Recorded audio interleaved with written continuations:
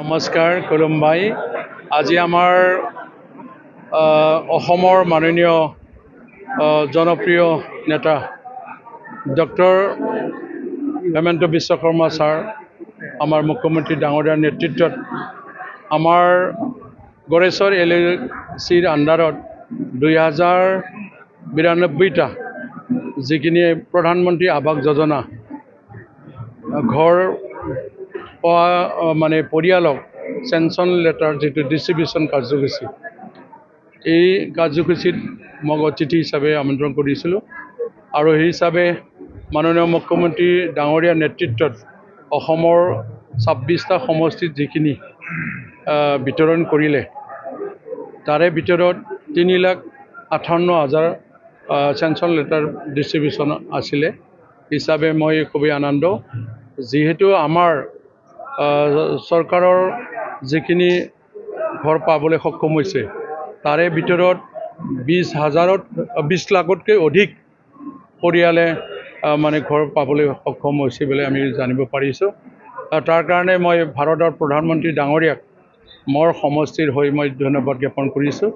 মাননীয় শ্ৰদ্ধাৰ আমাৰ অসমৰ মুখ্যমন্ত্ৰী মাননীয় ডক্টৰ হেমন্ত বিশ্ব শৰ্মা ছাৰলৈ মই ধন্যবাদ জ্ঞাপন কৰিছোঁ আৰু আমাৰ BTR চৰকাৰৰ মাননীয় প্ৰমোদ বড়ো ছাৰক, চিফ ছাৰক মই ধন্যবাদ জ্ঞাপন কৰিছোঁ। আৰু আজিৰ অনুষ্ঠানত যিখিনি মানে সহযোগ কৰিলে আমাৰ পঞ্চায়ত আৰু গ্ৰামীণ মিনিষ্টাৰ মাননীয় ৰঞ্জিত দাস ছাৰলৈ মই ধন্যবাদ জ্ঞাপন কৰিছোঁ।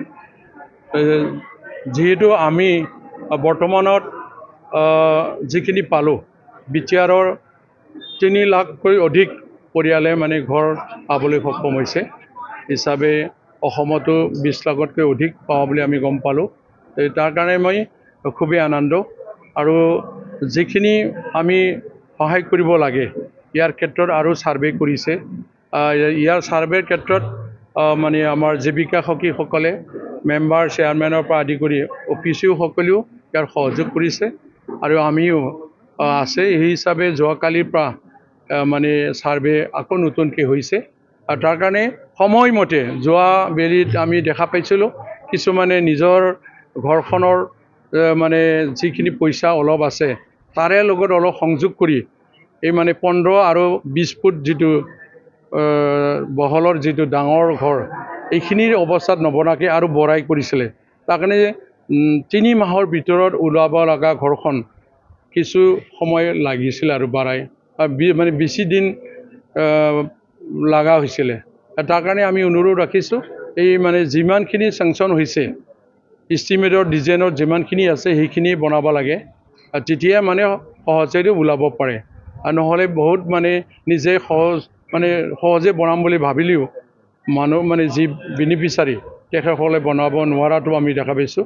আৰু তাৰ কাৰণে সম্পূৰ্ণ যেন সজাই তোলাৰ ক্ষেত্ৰত এইবাৰৰ যিখিনি আমাৰ LICৰ আণ্ডাৰত থকা মানে 2292টা ঘৰখন 90 দিনত যেন ওলাই, মই এইটো আহ্বান জনাইছোঁ। বিশেষ আৰু নকওঁ, সদায় সকলোকে ধন্যবাদ দি মোৰ বক্তব্য সামৰিছোঁ।